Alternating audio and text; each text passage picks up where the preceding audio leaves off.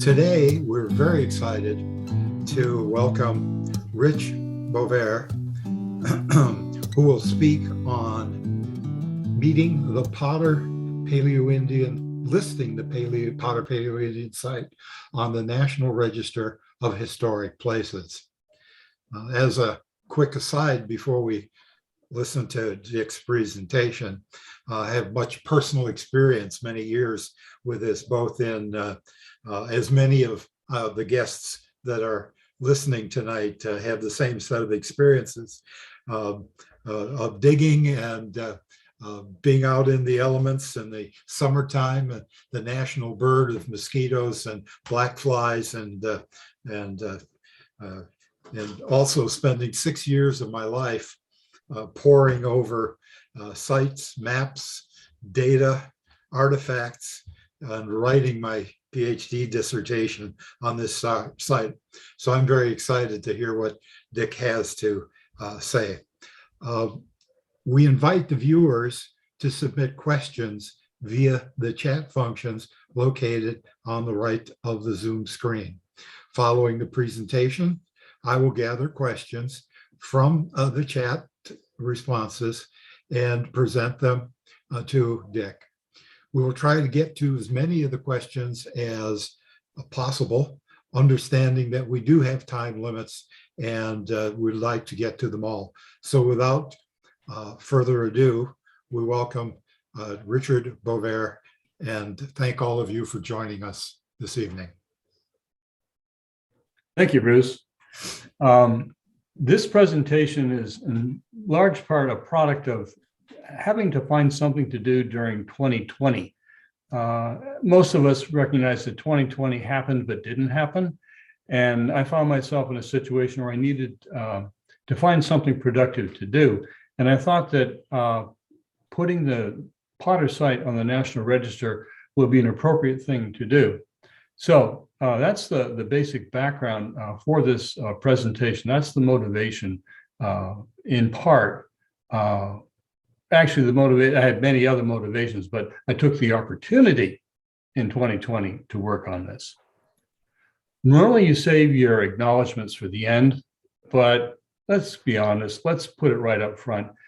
We are so indebted to Bob and Roberta for not only allowing us to work on their property, but giving us all sorts of support and encouragement over the years.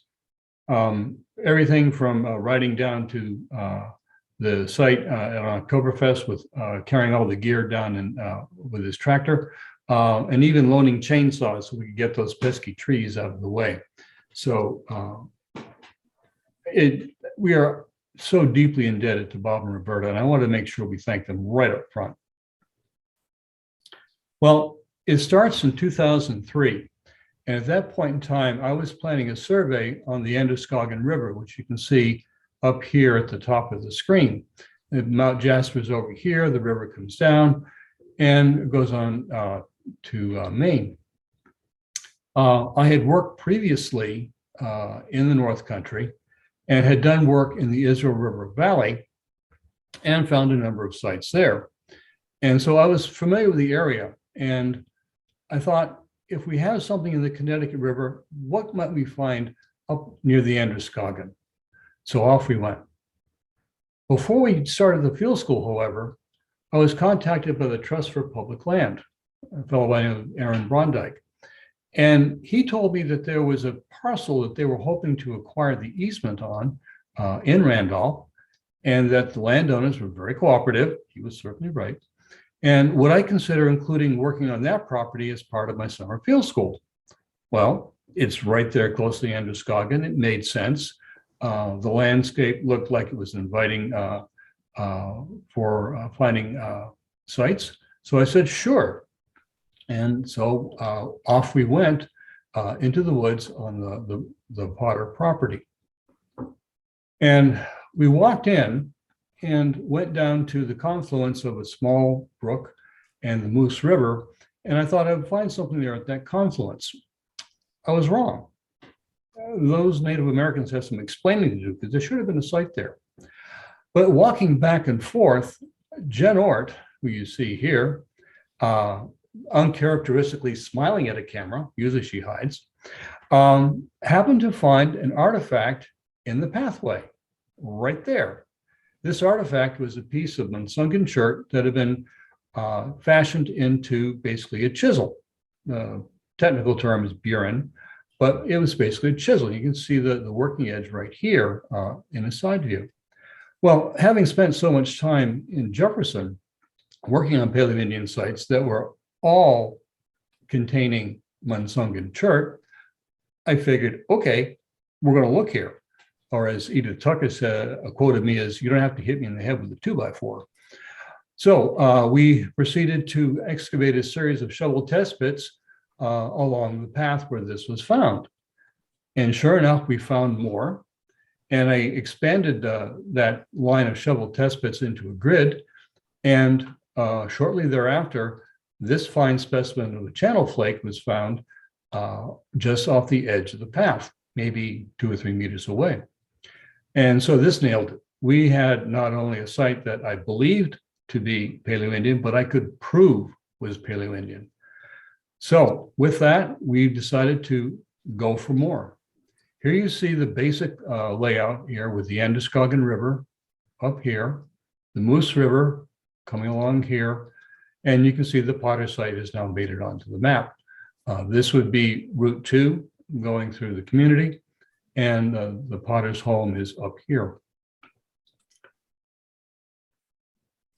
We worked there for that summer in 2003, in Oktoberfest 2003, and came back with a good deal of information. Aaron Brondike was very hopeful that he could persuade the LCIP people to allow them the easement on the property to get the money to purchase the easement. And so part of that process was to prove that it was officially significant. And there's this curious bureaucratic tool in historic preservation called the Determination of Eligibility. It means you're ready to go out there to the cotillion and find a mate. And I completed the form. You see it in its entirety right here. Here's the statement of significance, a single paragraph. And I submitted it on November 1st, 2003. It was approved on November 17th, 2003. That sailed through nicely. And the reason why that was important is that we needed to validate that the site was important. And indeed, it did prove to be important. Here you see some of the artifacts that we had found through October of 2004. And the next day, October 4th, the official announcement that they had acquired the easement from Bob and Roberta, and the site was now protected. It was on a parcel, I forget how many acres, but many more acres than the site covered. And that whole area was protected, and included in there was the protection for the site. Fish and Game Department owns the, controls the easement for this particular property, and that's fine. We do need them to get to change the deer to a caribou, but other than that, things are pretty good. Within rather short order, we had found that the site was not only significant, but was afforded a significant amount of protection over time. But we decided to go back in. And we went back in from 2003 to 2011 and proceeded to expand our work at the site. Here you can see a map that shows how we expanded over time, with yellow being the first area. And you can see that path here, and that path became the spine for the grid network. And you'll see that the grid north was quite different than true north, but that's okay. And over time, we began to expand our shovel test pitting across the site, eventually excavating 799 shovel test pits. And I stopped at 799 because if I said I dug 800, people think I was rounding up. And 799 was the number. And that proved that we had an area that covered about 2 acres that contained archaeological materials. Within that spread, We have a number of hotspots, loci. They turned into excavation blocks. And you can see them here laid out within the expanse of the site. The first one that produced the channel flake is right here. Then we did another here that had a great deal of chipping debris, thousands of flakes. C block turned out to be a habitation, and more places found in the area. F block turned out to be very important. And down here at the bottom is M block at the furthest southwest corner of the site. So we had discovered a great deal of area within the site that had artifacts and areas of concentration that essentially demanded that we give it a closer look. Now I'm just going to go through who worked on the site. And I have group photos all along the way, and by no means would this be all of the people. In the field schools, there would be as many as 3 different sessions, and I just don't have all the session photos at hand. But you can see here our field school 2003, and here's Bob Potter, and this is the trailer and tractor that hauled the gear in and out, for which we were forever thankful. We went back in Oktoberfest 2003. You can see it was a bit cooler.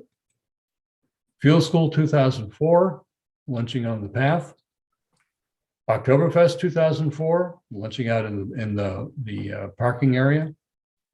2005, a rather wet and rainy Oktoberfest. You can see the tarps and the weather gear all over the place. 2006, better weather, good sized crew.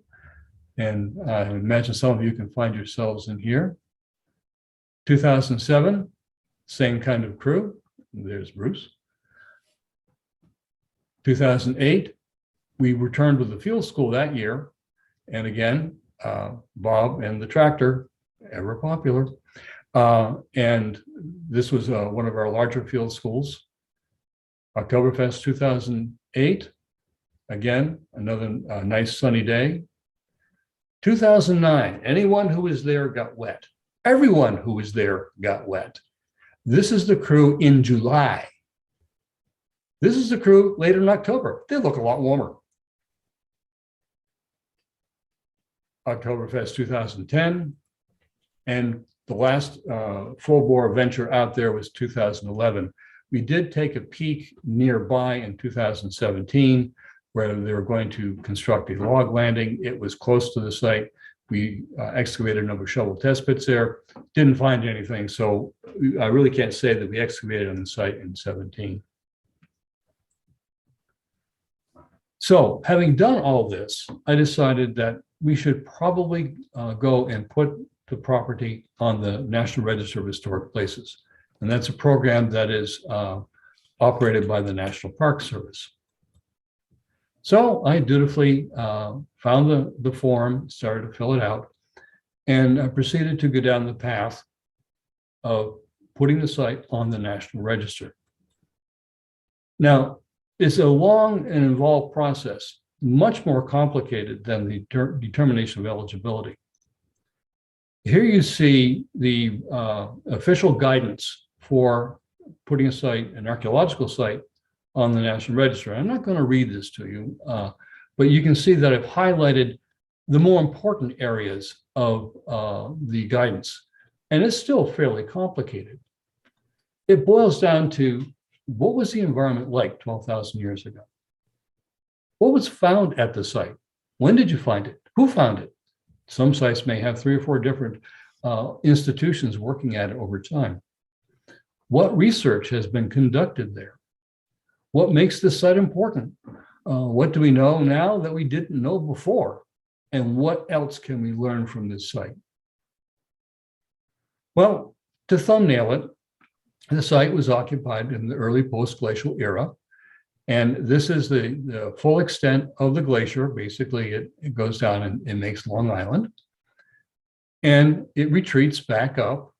And 15,500 years ago, it makes it to the New Hampshire, Massachusetts border. It accelerates and finally makes it up to Canada by about 13,000 years ago.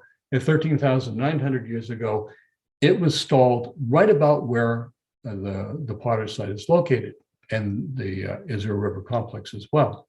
So this gives you some idea that, yes, the glacier was there, it left, and it left maybe 1,000, 1,500 years before we have evidence of people. A great deal of effort has gone into the environmental reconstruction. And here you can see the spruce forests in their various concentrations at 13,000, 12,000, 11,000, 10,000 years ago. Added onto this map is an isobar that basically says everything within it had sedges, sedge pollen present at greater than 10%. And you can see that there were concentrations of that pretty close to where we were excavating at 12 to 13,000 years ago. Well, why are sedges important? Well, they're food for these guys. We have the caribou, and the caribou were probably showing up in great numbers, and you got to feed these guys. Can you imagine throwing a party and having these guys show up? So you got to feed them, and there's only so many pizza boxes you can get. And so that's why it's so important to know about the environment. The environment tells you it was a cold environment. The environment tells you that it had a certain floral regime. That floral regime supported these animals. And this becomes part of a very complex web of circumstances that allows you to understand why this area is occupied.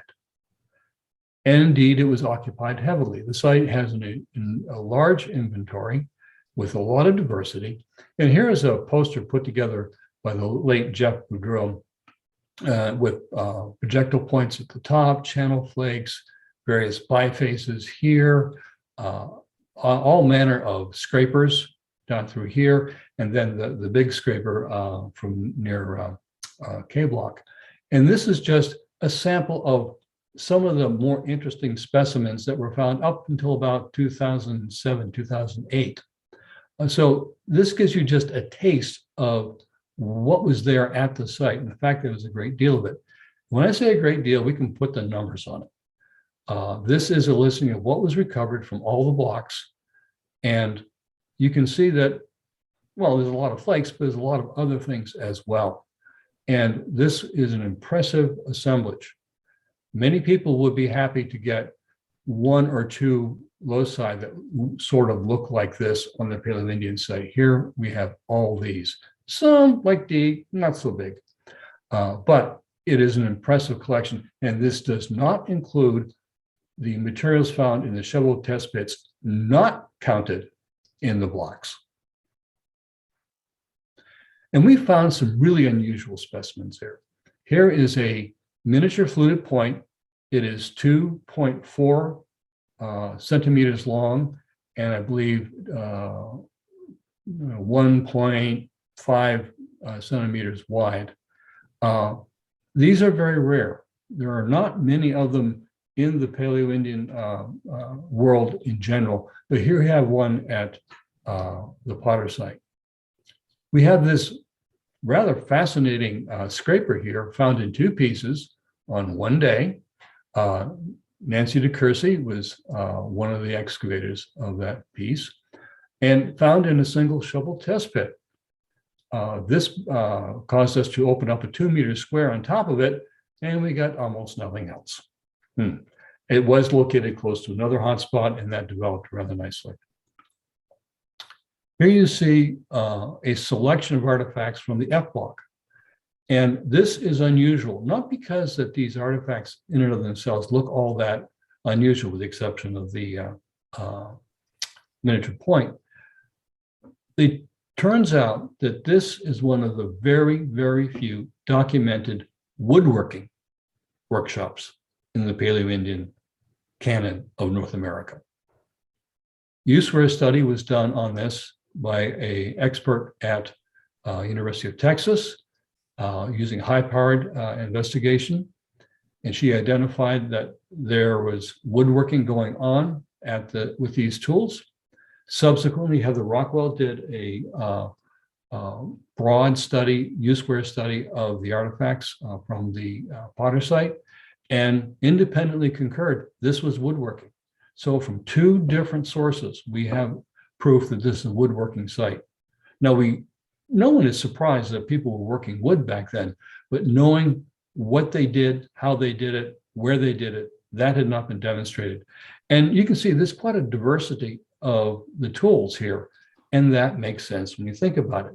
If you're going to make a chair, you're not going to use just a plane or a saw or a chainsaw to cut the tree down. You're going to use a wide variety of tools. So someone was working wood at this spot, taking the process seemingly from beginning to end. That is something that is truly unusual at the site. And of course, we found fluted points. Here you see the 4 fluted points that we could identify as to what they would date to in the Paleo-Indian. The top ones are early Paleo-Indian, closer to the 12,500 time period. And these are the Bullbrook style. And then we have the Michaud-Neponset style down here. These were found at K block. These were found at H block. Now, it could be just coincidence, but I don't think so. I think that K block was occupied, and some years later, some generations later, in all likelihood, H block was occupied. This tells us something very specific. This was a place where people came back many times. It was repeated occupation. There are other sites that were occupied only once. The Colebrook site up in Colebrook was maybe occupied for a few nights, and that was it. Bullbrook was occupied at one time, but in a huge spread of tent encampments that indicated that groups had come in from all over, occupied the site at one time, and seemingly never did it again. Potter is different. It was occupied by a variety of people doing a variety of things over a fairly long period of time, long by our contemporary standards. I'd say a few hundred years is long. But what we found wasn't just the evidence at these loci. They were found in meaningful distributions. Here you see K block, product of Jen Everett's work, or the analysis was Jen Everett's. She actually never set foot on the site during excavations. She followed up and looked at an existing collection, analyzed K block, and came up with a number of important interpretations. And we were able to recast the distribution. So you can see you've got a concentration here. And in many ways, it is a smaller version of the C block where you have what looks like maybe 2 concentrations.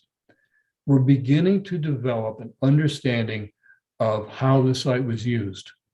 There were places where they likely camped, had tents. There were workshops, woodworking workshops.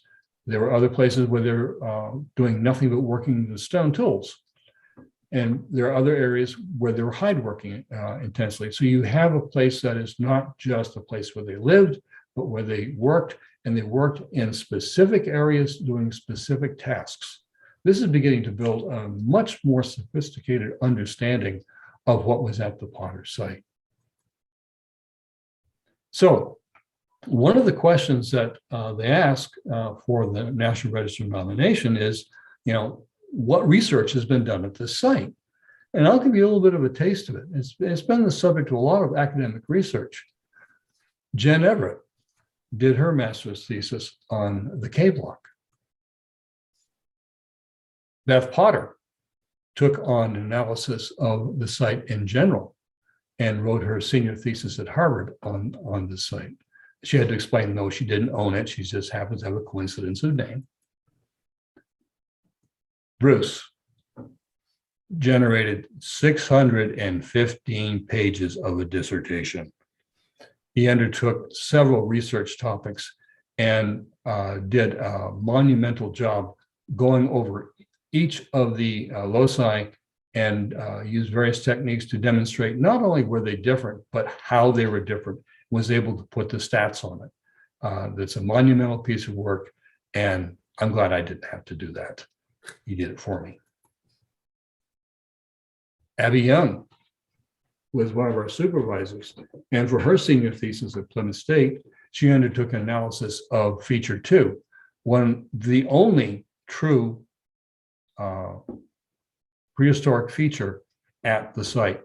It was at the southwestern corner in block, and she was in charge of excavating it and then worked with Tonya Largi, who did the processing of the feature fill, to come up with an analysis of that feature.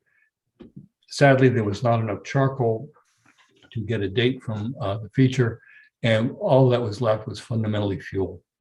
We weren't able to get much in the way of seeds out of it, but she did her thesis, senior thesis, on this site. Heather Rockwell, seen here in 2004, did her master's thesis on the U-square study of the entire site. And one of her findings was that a significant number, about 10% of the larger pieces of plain waste flakes had in fact been used. They looked like ordinary waste flakes. They did not have any modification that we could identify on them, no nibbling on the edges, that sort of thing. About 10% of the pieces that were 2 centimeters or larger had been used and left use wear on the surfaces. No one had ever identified that on a Paleo-Indian site before. And then she did her dissertation looking at a functional approach for a number of sites, and Potter is one of them. And as you can see, Salve Regina is quite willing to hire a professor who still looks like they're 18 years old. And finally, we had some articles published in various journals and books. One of the more interesting, more important, was the adaptation of the landscape. Tanya Krajcik and Mark Greenlee were the co-authors on that. Tanya did the GIS work, and Mark did the mapping. And we were able to demonstrate at the Potter site and at the sites of the Israel River Valley that they were carefully positioned on the landscape so that they could view oncoming herds of caribou. We're coming back to the caribou again. And we were able to say, not that they had just a nice vantage point up there, anybody could say that. We were able to draw the line around it and clearly associate specific spots of vantage with specific viewscapes. And this is an important contribution. So why is the Potter site important? What have we learned? We've learned that caribou really were the centerpiece of Paleo-Indian life in northern New England. I've heard some experts, generally not from New England, exclusively not from New England, say that, well, they were just broad spectrum hunters and foragers, and they really weren't focusing on the caribou. No, they're wrong. We showed that the viewscape is an integral and important part of this understanding. Here you see location of the Potter site right here, and what you could see from the Potter site. This is generated from Mark Greenlee's masterful reading of the LiDAR and the use of the software. And I would have to say that they were looking up the valley. They weren't really looking down that much. I think this was the area that they were focusing on, and this may have been the killing zone that supplied the hides and the meat to the Potter site. I'm only speculating, but I don't think it's too wild of a speculation. We know it's important because it was part of a distribution system of raw material across the Northeast. You can see here the tan color showing where the Jefferson rhyolite, Mount Jasper rhyolite, has been going to. It went up into Megantic, over into Burlington, all through New Hampshire. Many more places here in Maine. And if I drew all the lines, all you'd see is a great tan blob. There's the Lewiston Auburn Airport with its cluster of sites, but there are many more sites throughout Maine with the northern New Hampshire rhyolites. It gets all the way down to the Pequot Reservation, and you can see what was coming into the site from these other areas. Monsungan, of course, but Cheshire Quartzite turns up. Pennsylvania jasper, Norman sculpture, Onondaga chert. This gives us the ability to start talking about groups of people moving across the landscape. Potter site would be right about here. I believe it's number 10. This shows us one reconstruction of the band territory, and then another band here, overlapping at Bull Brook. This is part of the Bull Brook research. But knowing where the stone comes from, knowing where it's going to, is the way that we are able to build an argument, and I think a convincing argument, for the settlement and the subsistence patterns for these people 12,000, 12,500, 11,000 years ago. Another thing that we learned at the site that really is not obvious, but of critical importance, is that less than 5% of the site has been excavated, but nearly all of it is undisturbed. You can see this bright white layer here. This is the spodec horizon that's buried just below the surface. And you can see that it's a nice even band. This tells us that the soil below it has not been significantly disturbed. Yes, we've had a few rodents go through. Yes, we've had some roots push things around, and some trees will topple over and create natural pits in the earth. That happened at the H block. But the important thing to take away from this is the fact that this site is largely undisturbed. And 95% of it falls in that category. It has not, less than 5% of the site's been excavated. When you excavate it, yes, you disturb it, no question. But there's a lot more out there. So that tells us that we have an awful lot more that we can learn from this site. And because it's been preserved in place, we have that opportunity for decades, maybe hundreds of years in the future.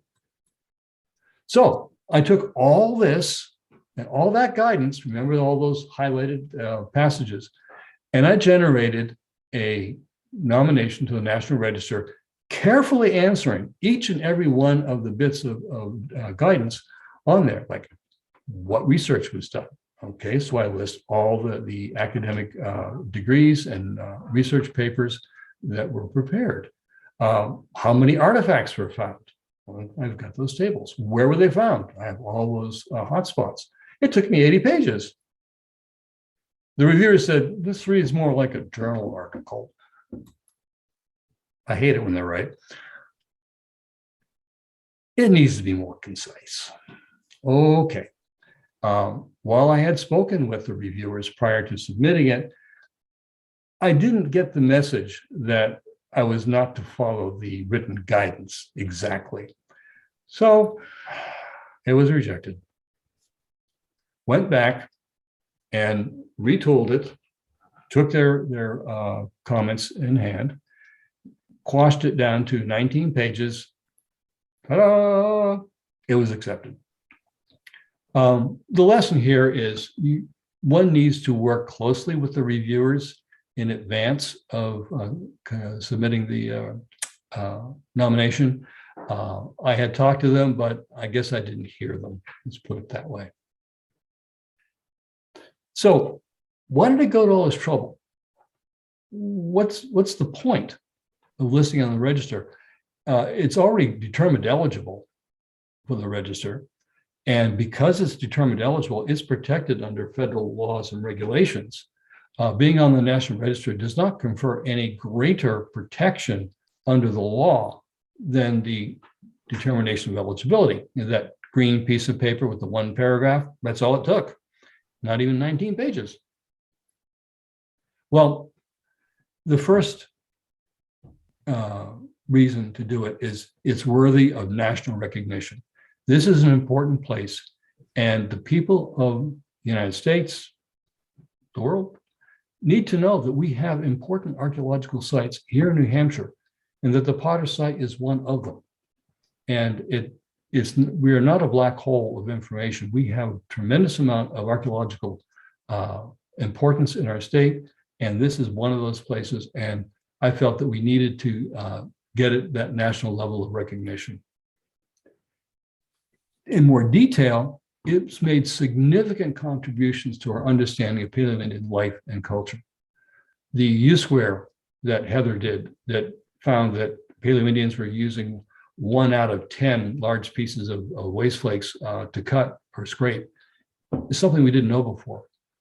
Bruce was able to take and look at each of those hotspots and show you specifically, statistically, why they were different, how they were different, and allows us to have a tool that we can in the future use to analyze and compare other habitation areas, other workshop areas, and so forth. Another thing that is an issue for me is that archaeological sites are rarely listed on the National Register. One of the reasons is that it takes an awful lot of effort to put a site on the register. I was explaining to a colleague that when was the last time you saw 30 architectural historians out documenting a structure, taking 3 months and living in tents? It just takes a lot more work to gather the data, to do the research, to demonstrate why an archaeological site is important. And a lot of people just are not going to go the extra effort to do that. And there is a greater interest in the history of the people who are alive and living in the United States today, which is to say that when you look at it, even though there's sincere efforts to compensate for it, it's largely the history of Euro-Americans going across the continent, building a country, and leaving behind bridges, buildings, factories, locomotives that are important to our history. Archaeological sites are recognized, but they're not nearly as numerous in the national consciousness of the country. And that's one of the reasons why they're rarely listed. This is my one small effort to right that deficiency. And finally, Native American sites are even more rarely listed. A lot of the archaeological sites listed on the National Register are Civil War battlefields, pioneer cabins in the Rockies, places that are really part of the history of the last 300 years on the continent. Native American sites, of course, occur in that time period, and some of them are listed. But when you get down to it, the Native American sites are largely overlooked. And this may be a reflection of the priorities of our culture in general, but it shouldn't have to be that way. And again, putting the Potter site on the National Register is my small contribution to trying to address that deficiency. So that's why I went to all that trouble. That's why I had it rejected and submitted it again. It's important, and it's important to recognize the contributions of all the people that worked on the site, and of course, the landowners. Here you see is my parting slide, our tent encampment on one of the Oktoberfests, I forget which one. You can see the Beaver Pond. This must have been fairly late because the pond is almost gone. And I think it's important for me to recognize the enormous amount of hard work oftentimes under very difficult weather conditions that people put in to find those thousands of artifacts, to carefully record that those two fragments of that large scraper were found in that one shovel test pit, and one of them they managed to get in situ in a shovel test pit. That doesn't usually happen. I think it's out of respect for the people who work on the site that we should be honoring it with that listing. And here are the other organizations that supported the research out there. The DHR, the Hampshire Archaeological Society, the town of Randolph itself, the Randolph Community Forest has the management responsibility at the local level of that parcel. They're all in there, but you can't end this without also acknowledging, again, Bob and Roberta. And here you see them out of the site, I think in 2004. And with that, with our thanks to everyone, I will now stop talking, because I've been talking for a long time, and give you guys a chance to give me a grilling. Bruce, it's all yours. All right, very good. Thank you. And that was brought back many of your comments, and many of the, even this last one here with Bob Potter, brought back many fond memories of all the years we spent working on this site.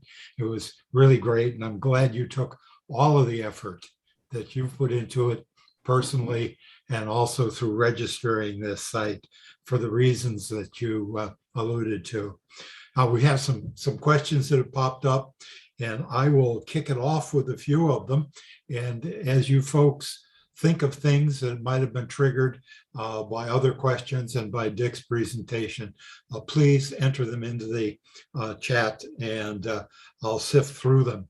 One of the first ones that popped up, and we have with us George Leduc, and George asked a question about will there be future excavations at the Potter site, and the reason I chuckle a little bit about this particular topic, as Dick knows, and other people that have had to go through this process of studying in depth, and you have reviewers for your dissertation, and I had two from very different universities, and they pounded on me for 5 or 6 hours about it. And they said, when we go out and do a site, we excavate everything, not just hot spots and so on and so forth. So here's a lead in for George, who was an excellent excavator. Your thoughts on future excavations? I don't think that it's responsible to completely destroy a site unless there's a very, very good reason. And when you dig it, you destroy it.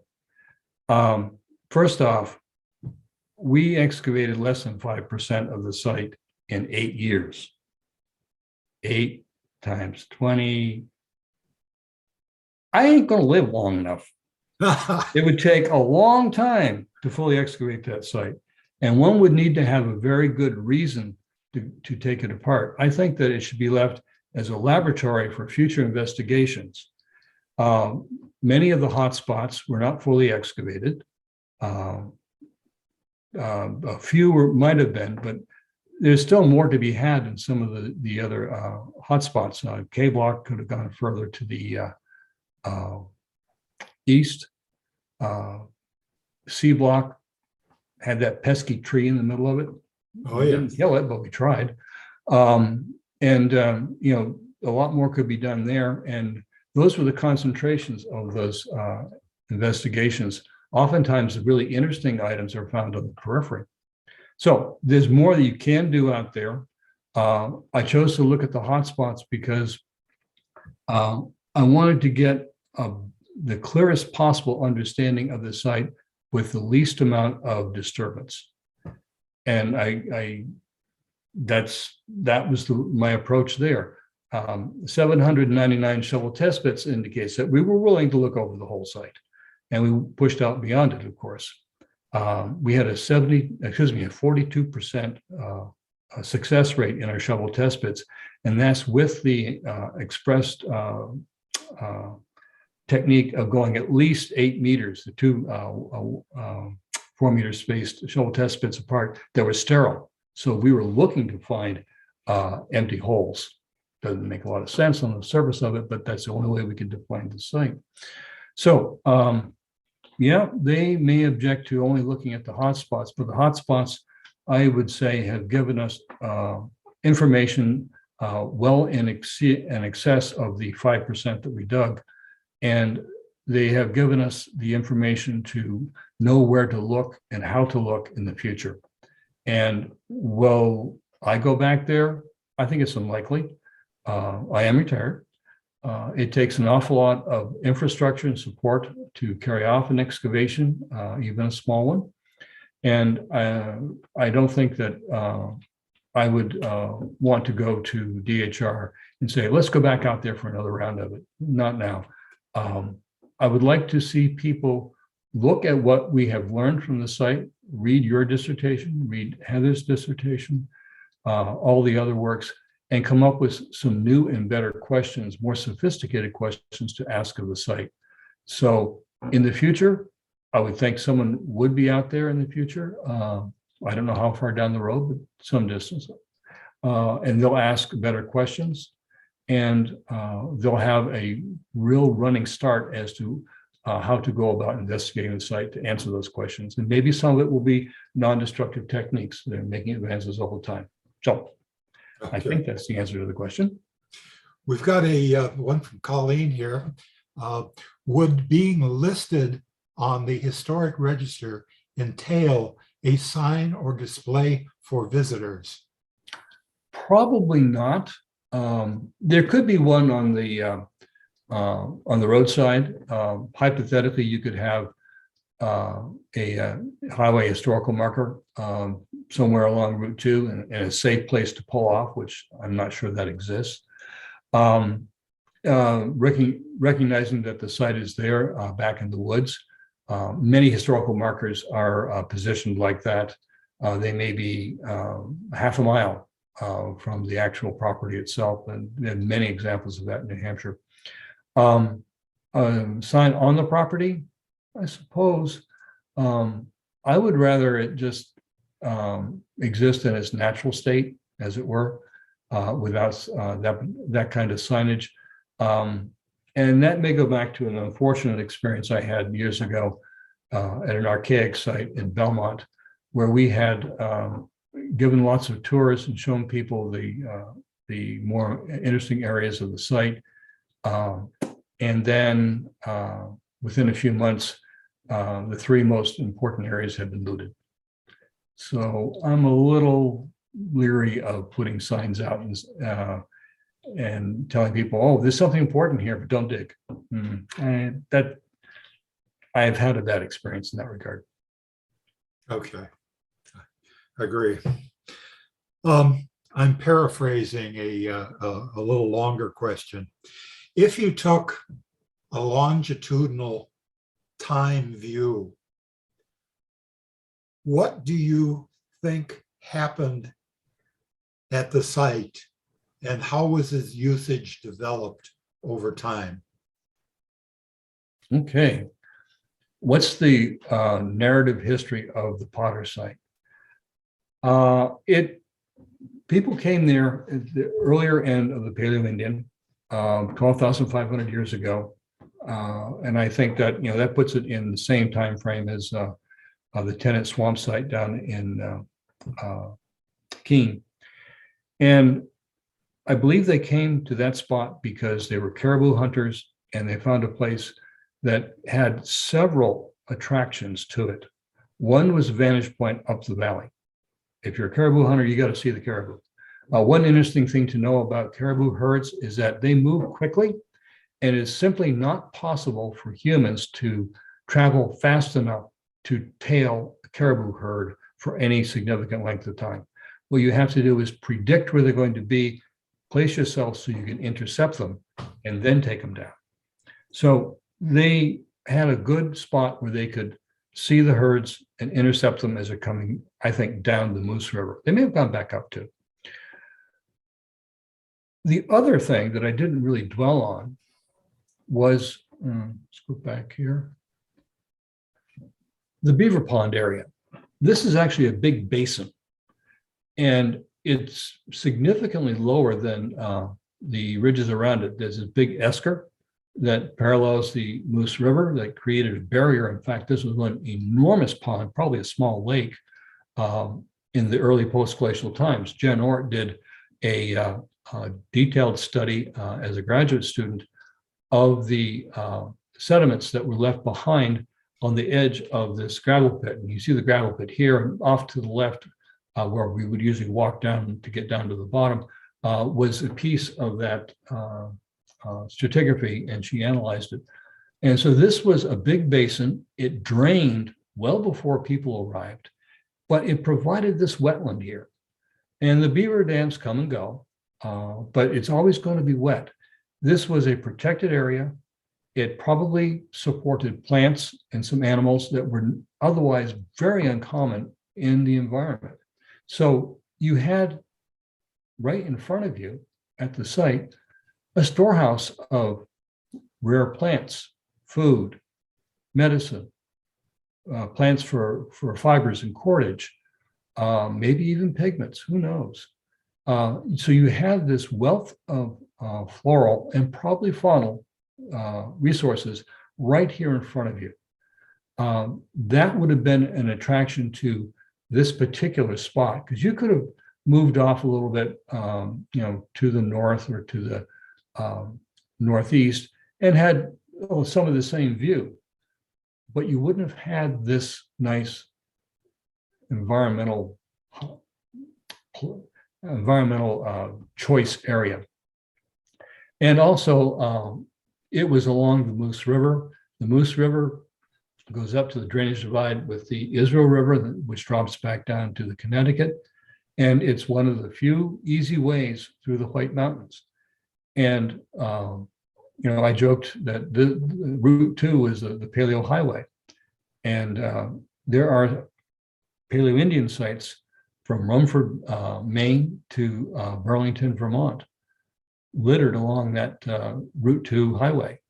And I'm not the only one to come up with that. Some people in Vermont have done the Paleo Indian Highway. And I said, yep, you're right. And we noticed it too. So I think that the caribou were using that corridor through the White Mountains. The Paleo hunters followed them in a general sense, set up camp at the Potter site. I think they were so successful and found the resources so abundant and useful that it became part of the group's history. And they came back again and again and again. And so over time, they would come back, and at the C block, I mentioned there were two sort of concentrations there. I would easily believe that people came there, camped for a long season, went away, came back again, and plunked down basically on the same spot. And if nothing else, these tents here, many of them were occupied by people who put up their tent on the same spot years before. I ended up over here putting my tent basically in the same spot. Mark Greenlee would go over here to a nice rise away from the noise and put up his tent in the same spot. And this is not uncommon. Campers do this all the time. If you are in the habit of going down a river in your canoe and you pull over to camp for an evening, you're apt to stop in a place where you stopped once before. You probably even use the same spot for your campfire. It's a bit much to say it's human nature, but people do it. So the site was being used and reused. At some point in time, they stopped. And we have early Paleo Indian, middle Paleo Indian. We don't see any late Paleo Indian here. And that probably is because during the late Paleo Indian times, the environment had changed significantly. And quite likely the caribou herds that have been so common in this part of northern New Hampshire were no longer coming through at that point. So I think that the story of the place is discovery of the pond, of the view, of the fact that the caribou would come by somewhat predictably through this valley. It became an important part of the tribal lore, if you will. And as a consequence, people came back again and again. And when the caribou no longer migrated through here because the weather had changed, the people no longer came through here. That's it. Very, very good. You mentioned the Israel Valley or River Valley sites that you'd worked on earlier. How do you think the Potter site fits into the work that was done in the Israel River Valley? Is there any relationship, do you believe? I think that probably some of the same human beings were at the Potter site and some of the sites in Jefferson. They're close. The kinds of artifacts that you find at the Israel River sites, the Jefferson sites, you can find equivalents on Potter. There may be the odd piece here and there that doesn't get replicated, but the artifact inventory is so similar that it had to have been the same cultural group, and I think sometimes the same individuals. And it may be that some years it was better to try to base your hunt in Jefferson. Some years it was better to base your hunt in Randolph. They may have been for pragmatic reasons of how the caribou were herding, or maybe there was just social reasons, ceremonial, spiritual reasons why, okay, we've worn out our welcome here, we have to go someplace else. You can speculate a great deal as to why they're in one place or another. Explaining why people do things is difficult. Explaining why they don't do things is impossible. So yes, I think that they were intimately related. They're a good day's hike apart. And I think that they were part and parcel of not only the same culture, but I think some of the same bands.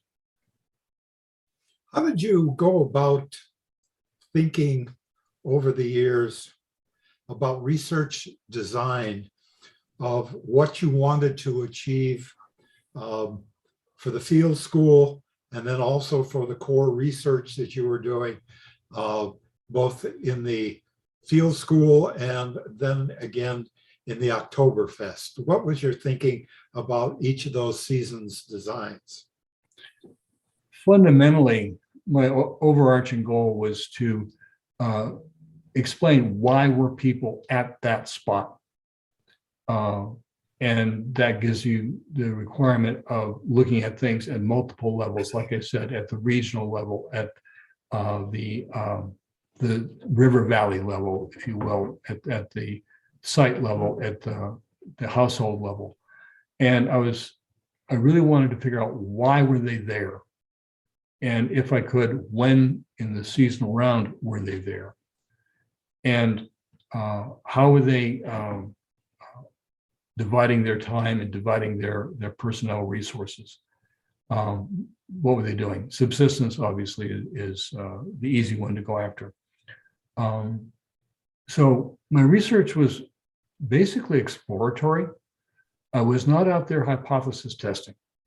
I wasn't saying, well, they must have been this kind of hunter-gatherer, therefore we should find these kinds of artifacts and features if they were indeed doing that.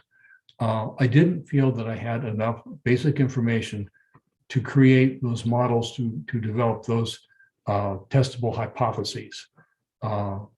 Mine was a much more fundamental exploration of the site in the full sense of the word exploration. And it was basically to get the basics and set the table so that others can come behind and take and undertake these statistical studies like you did. The specific studies of the artifacts, as Heather did. I was very disappointed we did not get more immediate environmental data in the way of pollen and features with seeds and nuts and things of that sort.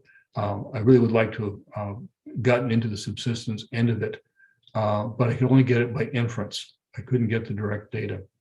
So it was honestly trying to answer the question, why were they here?